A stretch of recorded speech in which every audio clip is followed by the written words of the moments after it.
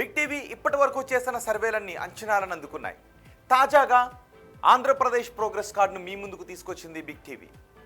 ఏపీలో ఏడాదిన్నర కూటమి పాలనలో ఎమ్మెల్యేల పనితీరు ఎలా ఉంది, సీఎం, డిప్యూటీ సీఎం, అలాగే ప్రతిపక్ష నేత వైఎస్ జగన్ గురించి జనం ఏమనుకుంటున్నారు, పోలవరం, అమరావతి నిర్మాణాలపై పబ్లిక్ రియాక్షన్ ఏంటి, సూపర్ 6 పై జనం ఏమనుకుంటున్నారు, ఇలాంటి కీలక విషయాలపై బిగ్ టీవీ అన్ని నియోజకవర్గాల్లోనూ సర్వే చేసింది.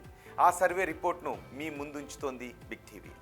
ఇప్పుడు పెదకూరపాడు నియోజకవర్గానికి సంబంధించిన సర్వే రిపోర్ట్ను మీ ముందుంచుతాను. పల్నాడు జిల్లా పెదకూరపాడు సెగ్మెంట్లో గత అసెంబ్లీ ఎన్నికల్లో టీడీపీ నుంచి పోటీ చేశారు భాష్యం ప్రవీణ్. వైసీపీ నుంచి నంబూరు శంకర్రావు పోటీ చేశారు. భాష్యం ప్రవీణ్ ఆ ఎన్నికల్లో 21,089 ఓట్ల మెజార్టీతో విజయాన్ని ఆయన ఖాతాలో వేసుకున్నారు. మరి కూటమి ప్రభుత్వం ఏడాదిన్నర పాలనపై ఈ సెగ్మెంట్లో జనం ఏమనుకుంటున్నారు, ఎమ్మెల్యే పనితీరుపై సంతృప్తిగా ఉన్నారా, సీఎం పనితీరుకి ఎటువంటి రేటింగ్ ఇచ్చారు, నారా లోకేష్, పవన్ కళ్యాణ్, జగన్ గురించి ఈ నియోజకవర్గ ప్రజలు ఏమనుకుంటున్నారు, ఓవరాల్గా కూటమి ప్రభుత్వంపై జనం మాటేంటి, బిగ్ టీవీ ఎక్స్క్లూజివ్ సర్వే రిపోర్ట్లో చూద్దాం. ఎన్నికల సమయంలో పెదకూరపాడు నియోజకవర్గ ప్రజలకు ఇచ్చిన హామీలేంటో ముందుగా చూద్దాం. ఇవే ఎన్నికల సమయంలో ఇచ్చిన హామీలు. పులిచింతల R&R ప్యాకేజ్ మొత్తం అందిస్తామన్నారు. అలాగే పెదకూరపాడులో జూనియర్ కాలేజీకు చంద్రబాబు ఎన్నికల ప్రచారంలో హామీ ఇచ్చారు. ఇక అమరేశ్వర ఆలయ అభివృద్ధికి హామీ ఇచ్చారు. సెగ్మెంట్ ప్రాంత ప్రజలకు ఉచిత ఇసుకను అందిస్తాము అంటూ హామీ ఇచ్చారు. మరి నియోజకవర్గంలో ఉన్న సమస్యలు ఏంటో చూద్దాం. నియోజకవర్గంలో ఉన్న సమస్యలు ఇవే. మద్దిలపాడు దగ్గర కృష్ణాపై బ్రిడ్జ్ పెండింగ్ ఉంది. ఆ బ్రిడ్జ్ నిర్మాణం జరిగితే చాలా సౌకర్యంగా ఉంటుంది. ఇక 2019 నుంచి ఇప్పటి వరకు కేవలం 10% పనులు మాత్రమే జరిగాయి.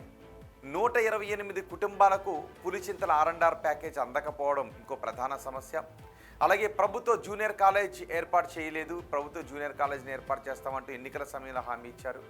మరోవైపు అమరేశ్వర ఆలయ అభివృద్ధి చేస్తామని కూడా చెప్పారు. కానీ ఇంతవరకు అభివృద్ధి పనులు ఏమీ జరగలేదు అని ప్రజలు అంటున్నారు. ఇక మడిపాడు పులిచింతల ప్రాజెక్టు దాకా రోడ్డు చాలా అధ్వానంగా ఉంది. ఇవన్నీ నియోజకవర్గంలో ఉన్న ప్రధాన సమస్యలు. మరి ఎమ్మెల్యే పనితీరుకు జనం ఏమనుకుంటున్నారు, ఎమ్మెల్యేకు పాజిటివ్గా ఉన్న అంశాలేంటి, నెగిటివ్గా ఉన్న అంశాలేంటి ఒకసారి చూద్దాం. ముందుగా పాజిటివ్గా ఉన్న అంశాలు చూద్దాం. Amaravati Bellamkonda double lane road పురోగతి కనిపిస్తూ ఉంది. అలాగే సెగ్మెంట్ అంతటా కూడా బీటీ రోడ్డు, సీసీ రోడ్లకు ఎమ్మెల్యే శంకుస్థాపనలు చేస్తున్నారు. భాష్యం చారిటబుల్ ట్రస్ట్తో పేదలకు సహాయాలు అందిస్తూ ఉన్నారు. అలాగే ప్రతి మండలంలో ప్రతి నెలకు ఒకసారి ప్రజా దర్బార్ని నిర్వహిస్తూ ఉన్నారు. ఇవి ప్రధానంగా పాజిటివ్గా ఉన్న అంశాలు. మరి నెగిటివ్గా ఉన్న అంశాలు ఏంటి, నెగిటివ్గా ఉన్న అంశాలను కూడా నేను మీకు చూపిస్తాను. ఇవే నెగిటివ్గా ఉన్న అంశాలు. ఎమ్మెల్యే ఎక్కువగా గుంటూరులోనే ఉంటున్నారు అని జనం అనుకుంటున్నారు. నెలకు 2-3 సార్లు మాత్రమే సెగ్మెంట్కి వస్తూ ఉన్నారు, సెగ్మెంట్లో పర్యటిస్తున్నారు. దీంతో ఏదైనా సమస్యలు చెప్పుకుందామంటే కుదరడం లేదు అని జనం అనుకుంటున్నారు. 20 రోజులకు పైగా బెంగళూరు, హైదరాబాద్లోనే మకాం వేస్తున్నారు. 3-4 రోజుల పాటు గుంటూరులో కార్యకలాపాలు చేస్తున్నారు. ఎమ్మెల్యే అనుచరుల చుట్టూ కూడా కొన్ని అవినీతి ఆరోపణలు వస్తూ ఉన్నాయి. ఇవన్నీ నెగిటివ్గా కనిపిస్తున్న అంశాలు. మరి ఎమ్మెల్యే పనితీరుకు నియోజకవర్గ ప్రజలు ఎన్ని మార్క్స్ చేస్తున్నారో చూద్దాం. చాలా బాగుందని 3% మంది జనం చెప్తుంటే బాగుంది అని 4.5% మంది అంటున్నారు.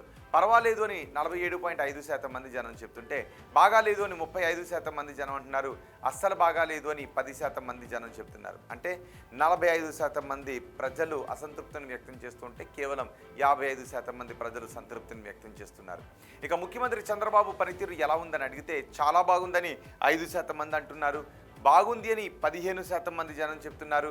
పర్వాలేదు అని 60% మంది జనం చెప్తుంటే బాగాలేదు అని 17.5% మంది, అస్సలు బాగాలేదు అని 2.5% మంది జనం అంటున్నారు. అంటే 20% మంది ప్రజల్లో కొంత అసంతృప్తి కనిపిస్తూ ఉంటే 80% మంది ప్రజలు సంతృప్తిని వ్యక్తం చేస్తున్నారు.